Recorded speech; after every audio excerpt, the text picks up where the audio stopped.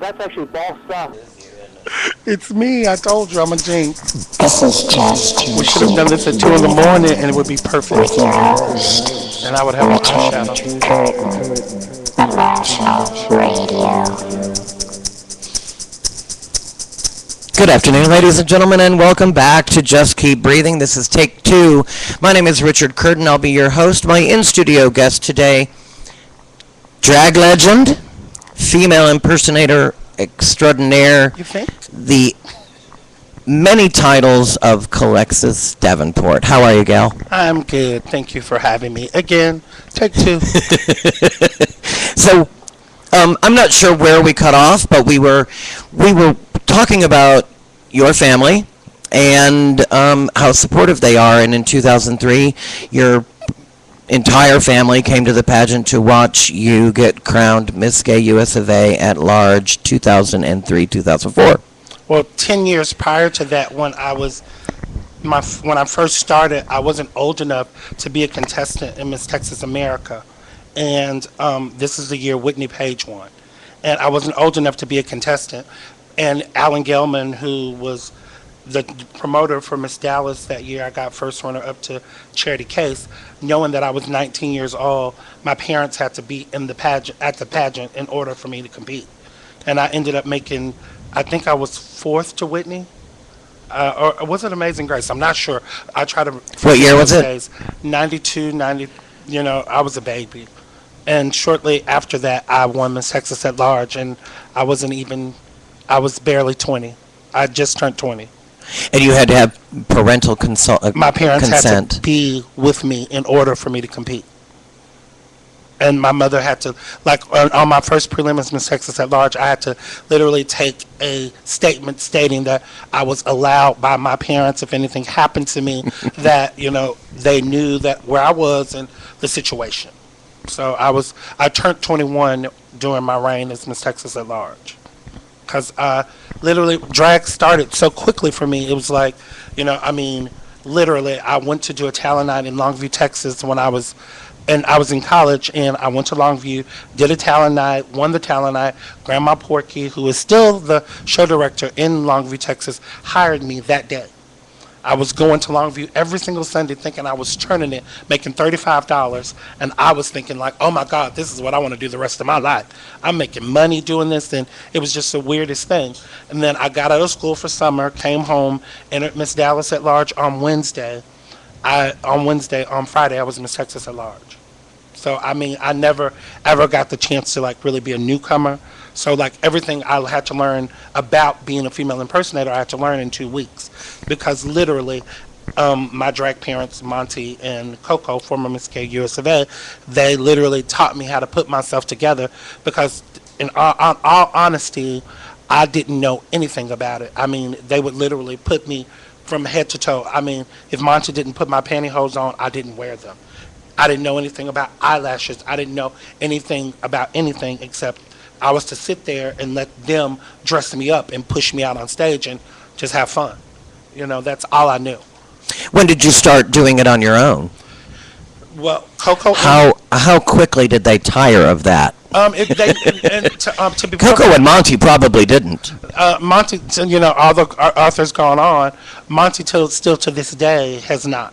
If Monty just happens to be at my show or whatever, he's gonna come check my hair. He's gonna come change my makeup. He's gonna come do something if I let him.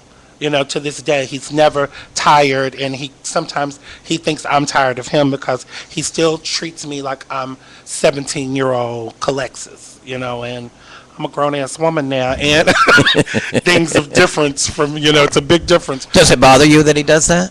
It doesn't bother me, but sometimes I think it gets kind of annoying because I have to turn back into this person in order to pay homage to my parents.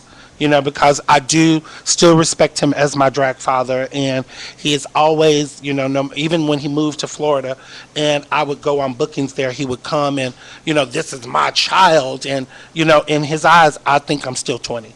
I really do. I really do. And like the other day when we were talking, he was like talking to me as if I was 15, and I just, do you not realize that this monster you made, is very capable of doing this by myself.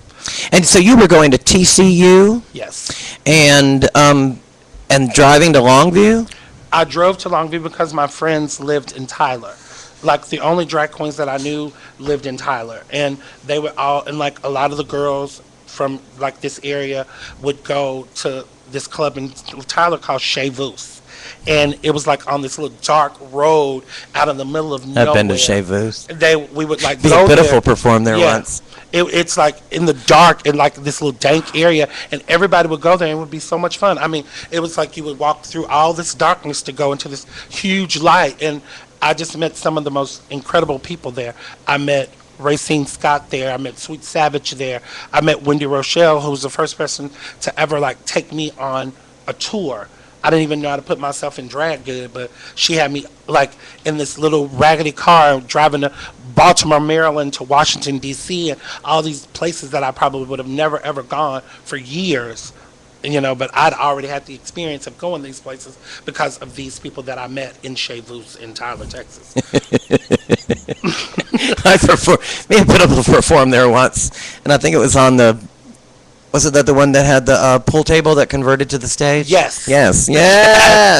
Yes, but Yes, times have really changed, yes, haven't really they? have. They really have. But I mean, I think those experiences made me like the person that I am because of those experiences, I'm able to, see where drag came from and what it's grown to and what I think it's dying from. Where do you think it came from? I think drag came from a need for people to be able to express themselves. I honestly think that because, these young men that so desperately want to be women, that sounds terrible, but I think their experience and their excitement and passion and love for femininity, that I think that's how they decided to dress up and do these plays, quote unquote, do the show. They're not embarrassed to pretend to be this guy's wife because, women weren't allowed to go on stage back in those times. I think that's where, the passion and the art came from it.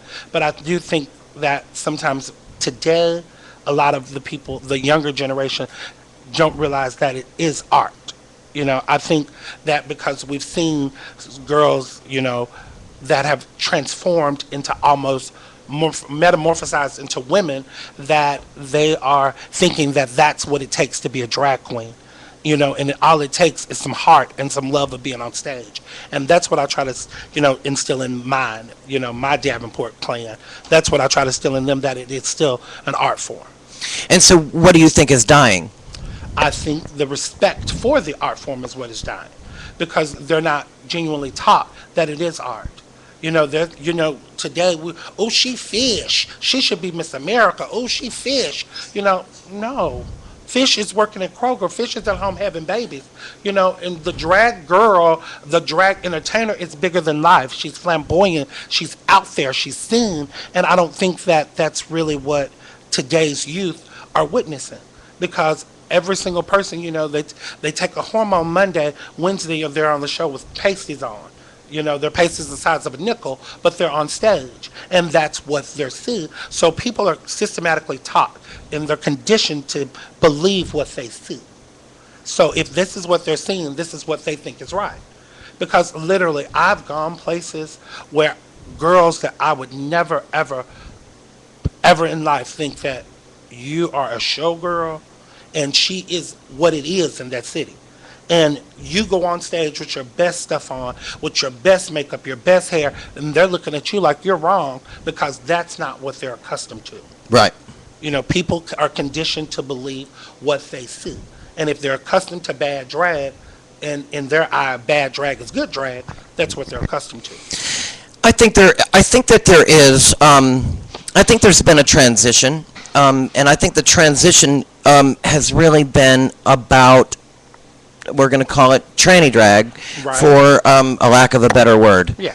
And I think a lot of men have gotten augmentation so that they would be better or more feminine on stage. And I don't really think that these men want to be women. I think these men want to be Miss Continental. I think these men want to be Miss USA, and they feel that those are the footsteps that they have to follow instead of just being good at the art. Because I think if you're good at the art, people will believe that you are as feminine as what you're changing yourself to be. Because at the end of the day, when I take my makeup off, I'm not the same Calexis sitting around the house that I am at home. Because there's two different sides to the facet, and I don't think a lot of these younger girls realize that because I myself, I have gone and done some argumentation, but I don't think that I did it for the show. I think I did it for my personal life. And so let's talk about that. Okay. How do you identify? I'm a man with breast. So you do identify as male. I do. Okay. But you live sort of on the fence, don't you? Yeah, but even before I had breast, I lived on side of the fence because I've always been very feminine. I've always been very flamboyant. I've always been, oh, look at that sissy. That's been me my whole life. Ooh, Yeah, girl. in sixth Yeah. grade, I remember my father picking me up from school and me going to his office. And my father, back then he was a judge here in Dallas. And I'm going to the courthouse and I'm wearing a shiny girl blouse with a hole in the back that's cut out, and these girl pants. And this is how I was going to school in seventh grade, with gladiator sandals.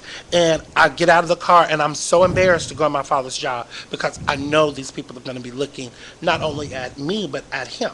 Yeah. But in my eye, And your father's a judge. right, and in his eyes, I'm his son. He doesn't care about all of that because if I'm not mistaken, he probably blocked what I was wearing. And I'm getting out of the car. My father goes, "Boy, get your purse." And I was like, "You sure?" And he was like, "You better get it. Somebody will steal it."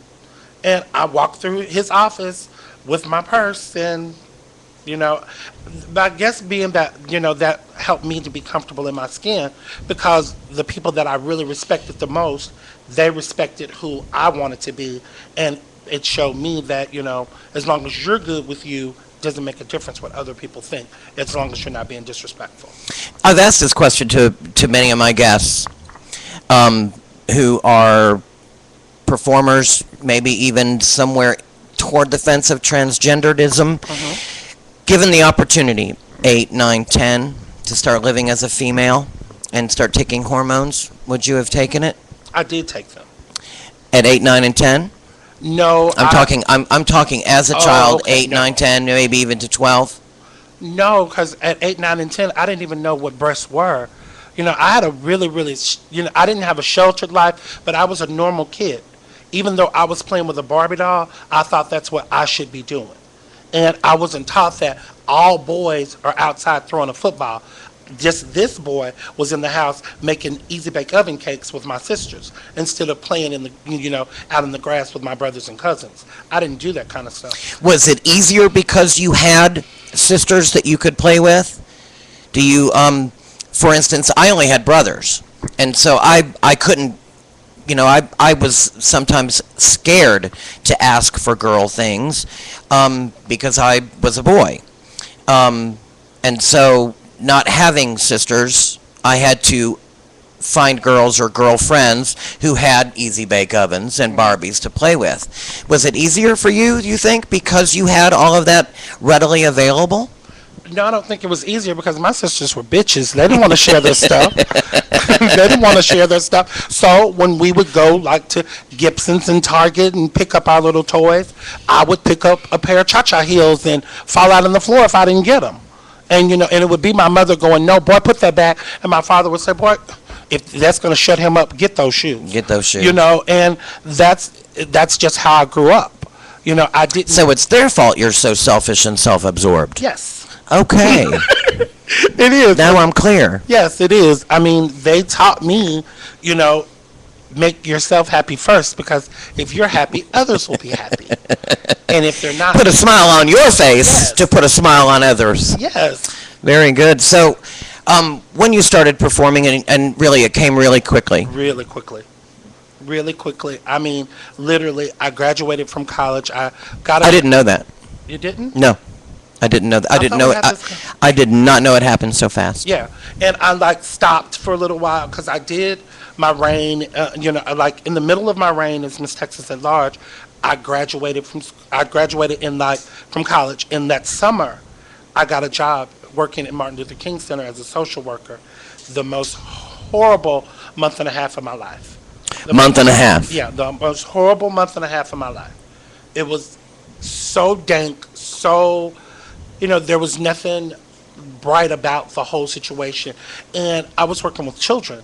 And I would literally want to kidnap these kids who had been beaten and all this stuff. And I knew that was nothing, there was no way that I could do this the rest of my life. Yeah.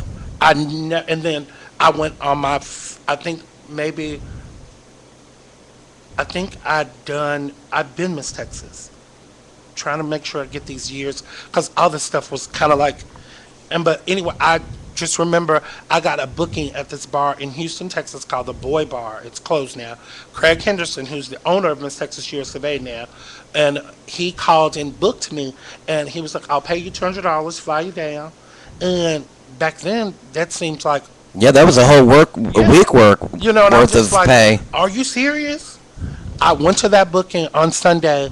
That Monday, I got up. I was at Chevelle Brooks's house, at her mother's house. I got up and said, I'm not going back to work. This is what I'm going to do.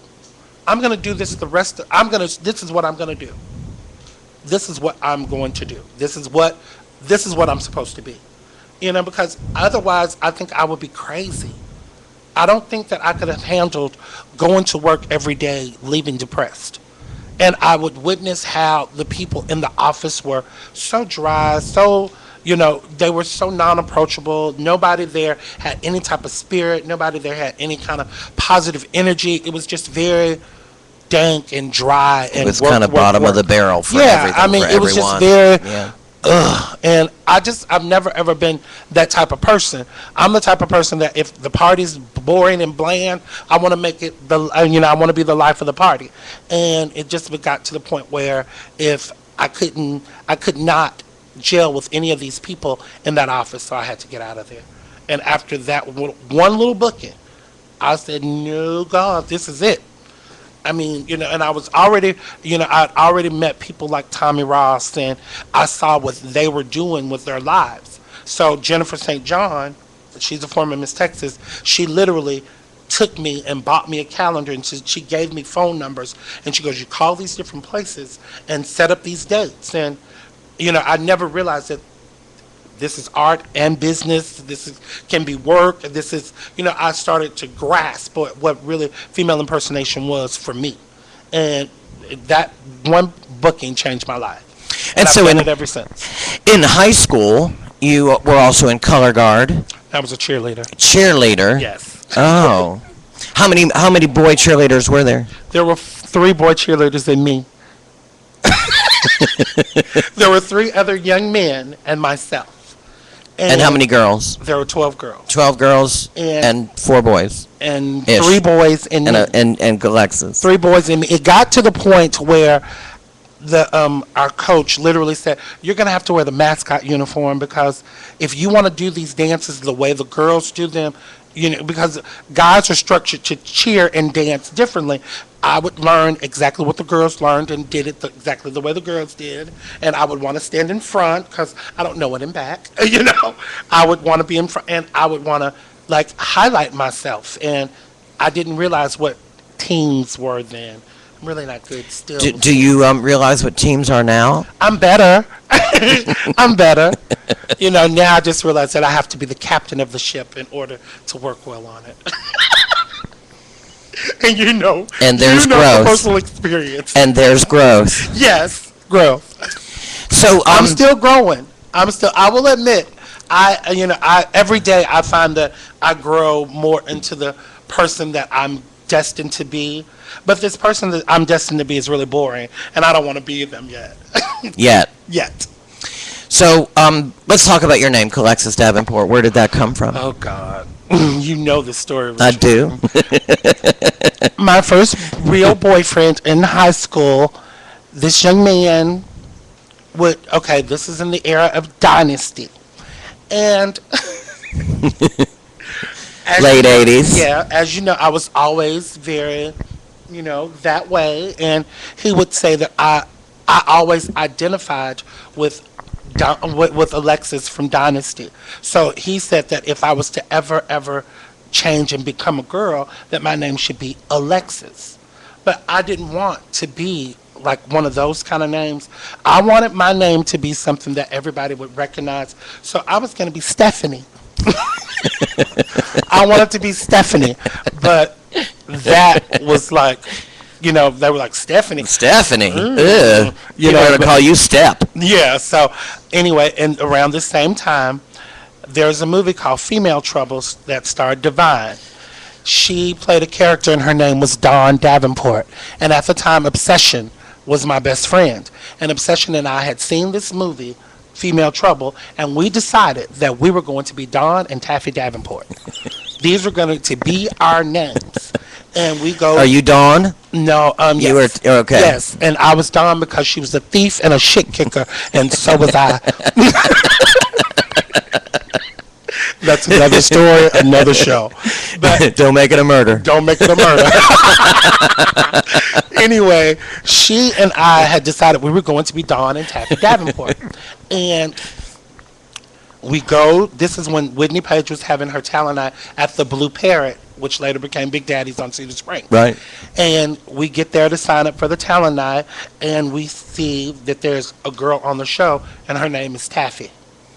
And later we find out it's Dakota Doom. She was Taffy. Yes. But she wasn't Taffy Davenport. She was Taffy Doom. So Obsession was mortified That there'd be two Taffies. that there would be two Taffies, and so she decided that she couldn't use that name. So I just thought, this is stupid. We can't. I'm not gonna be Dawn Davenport and there's no Taffy. So I went back and started thinking like, oh my God, I'm gonna be Stephanie Davenport. I'm gonna be Stephanie Davenport, and she was like, no, that's horrible. That's That's horrible. awful. And we're standing in the parking lot. We're standing in the parking lot, and across the parking lot, my first boyfriend, who was supposedly straight, is coming across the parking lot with the girl that put me in drag for the first time. They're dating. And mortified me. And he goes, hey, Alexis. I kind of sat there, and Obsession goes, oh, that's it.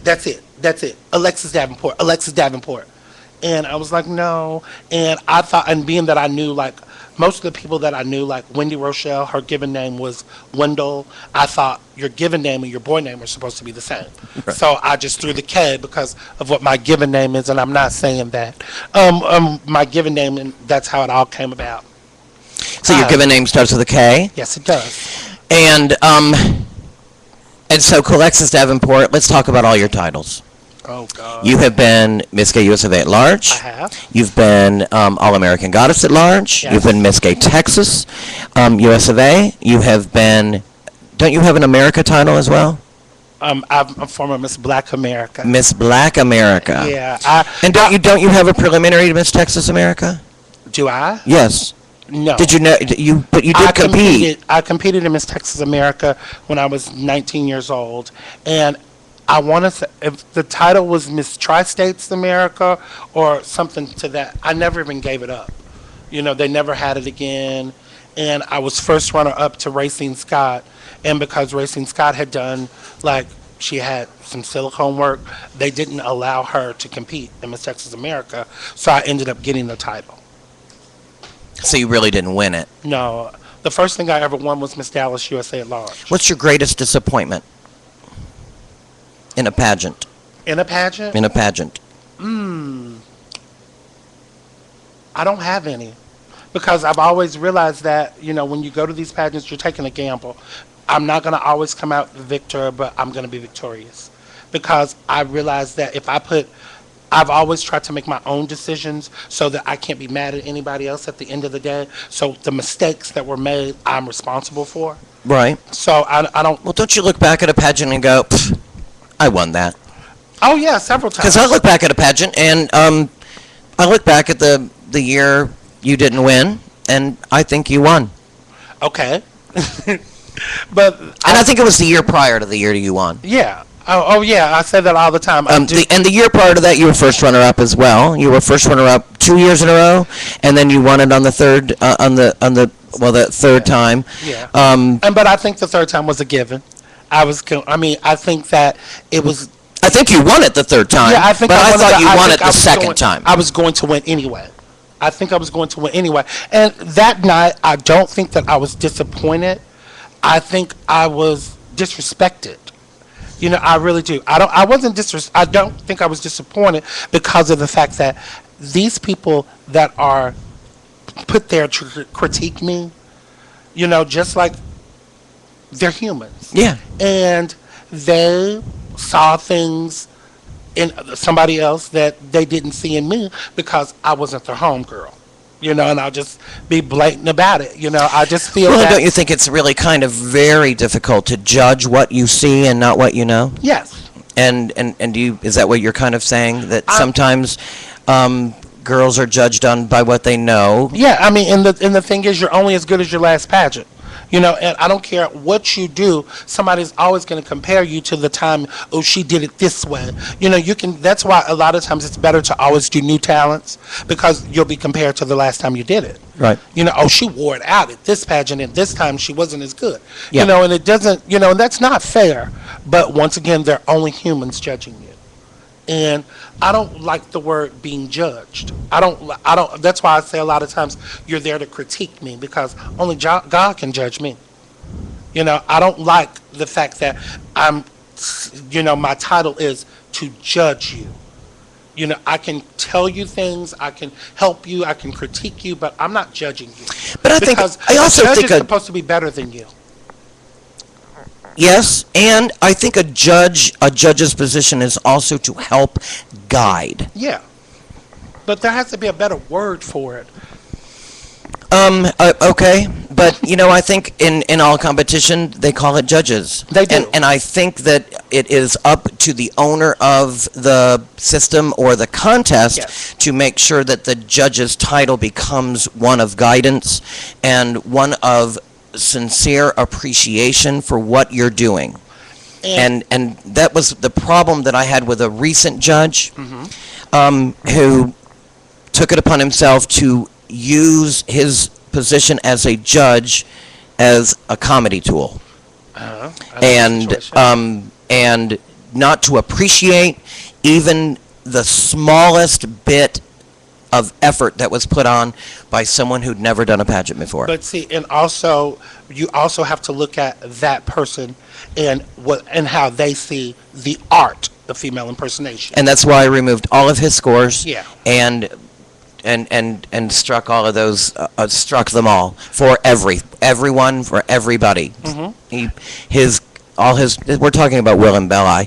And But see, in Willem's defense, Willem has never ever had to sit at a judges panel and drag to Willem up until Chicked Off Trannies with Knives. Right. Drag was meant to be fun. Drag was, he saw it a whole different way after meeting the group of ladies that he worked with on the film. Sure. And saw that there was a whole nother entity to the art of female impersonation, because he is an actor. And it is his job to portray a man dressed as a woman. in that particular instance, I said, well, I'm going to read him. And I didn't. And I'm going to tell you why I didn't. Because it was my job to guide him and give him expectations of what I expected from him. I thought that he knew, and he didn't, and it was my fault. And so I accepted the responsibility, and I fixed it, and I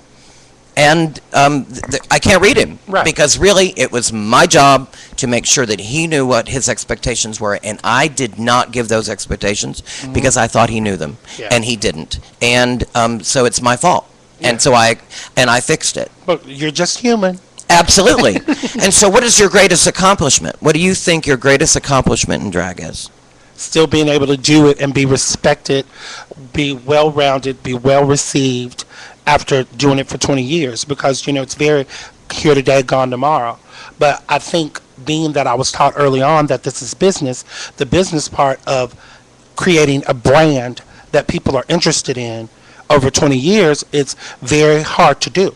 And I'm very, very proud of myself for being able to do this and still to this day be, like I said, well received, well respected, and well rounded. You know, these are things that I wanted to ensure that when I created the Davenport brand, because that's how I look at Colexis Davenport. You know, but like I said, because I wash Colexis Davenport off, you know, down the sink every time, you know, but Colexis Davenport has afforded me to be able to travel the entire country. I've been able to see things that I would never ever see had it not been for Colexis Davenport. So I know that this is a business, and you have to treat your business in a certain way, or your business will fail.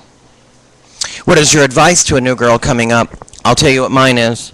Take care of your stuff.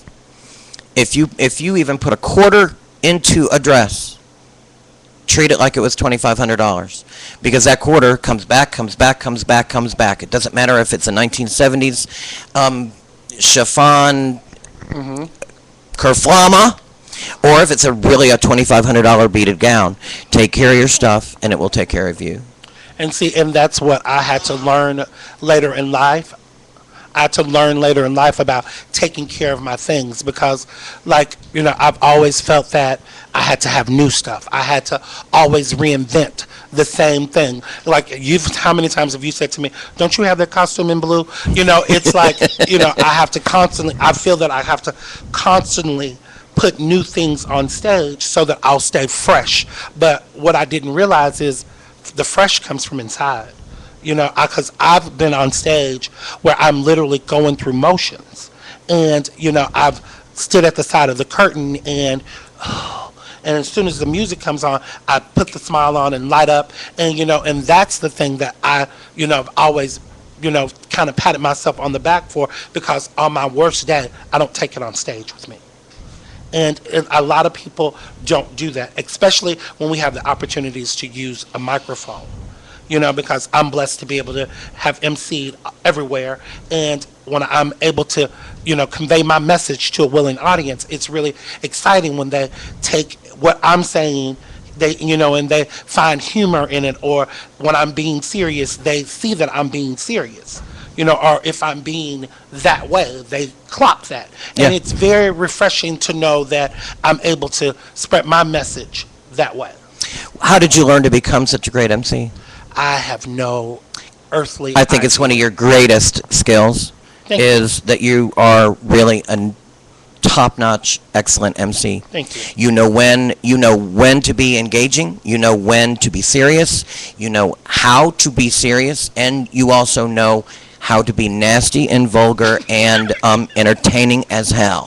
Thank you. I appreciate that. And that's very difficult to do. It really is very difficult to do, to really kind of size your audience and figure out exactly what is needed and what your expectation is from them, because it does change. It does. And so where did you learn it? How did you learn it? I mean, I think it has a lot to do with just personality and being engaging and respecting people's space and going, you know, I guess a lot of it has to deal with, I think, being a boy cheerleader, you know, because that's not something that's easily accepted in the 80s. Yeah. You know, and for me to walk around proud with my uniform on, I had to convince you that that was okay. So I think that whenever I'm holding a microphone, I like to make the person that I'm talking to feel that what they're going to say matters. You know, I'd like to make people feel that, you know, you mean something, you know, because there's been times when I, you know, like some of the things that I've gotten in trouble for, you know, those times I felt that I was being engaging and I didn't think about like the person's feelings that I was talking to, and I had to teach myself, you know, you have to make each one of these people in this building feel like their money was respected when they came through the door. You have to make each person feel like, you know, they are important, because that's all these people, especially these heterosexual women that have started to bombard the bars now. These women want some attention. They want to feel like I'm the one they picked. So this doesn't have anything to do with, I didn't see you, I didn't pick you because you're waving at me. I picked you because they were special. So for those 2 or 3 minutes, you have to make these people feel important. And I just think that just like when you're interviewing a person for your radio show, you have to make a person comfortable. You have to make a person want to open up. You have to make a person want to be there. And Yeah. that's why a lot of times, like, if I'm, like, especially to those brides that really annoy us, I'll go and say to them after, I'm done, thank you for being a good sport. It just makes them, all the cussing and all the horrible things that I've said to them prior, it makes it okay. Yeah. And, it makes it okay. And some of them are there for that. Yeah. I mean that's why they're doing this, is because they're really kind of informing you, we want to be good sports in this.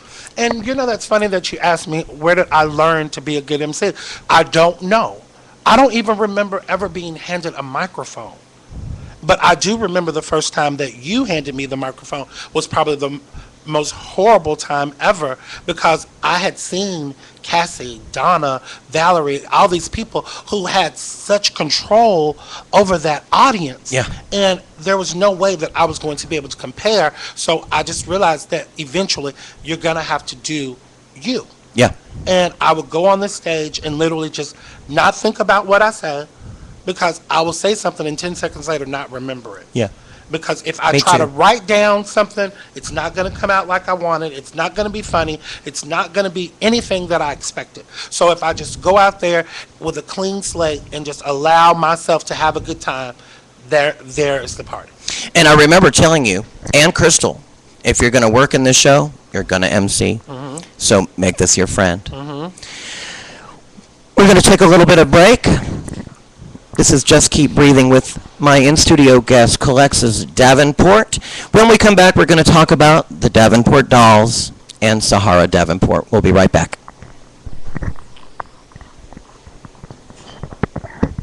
I am so long-winded. Are people for rational policy. I'm still on.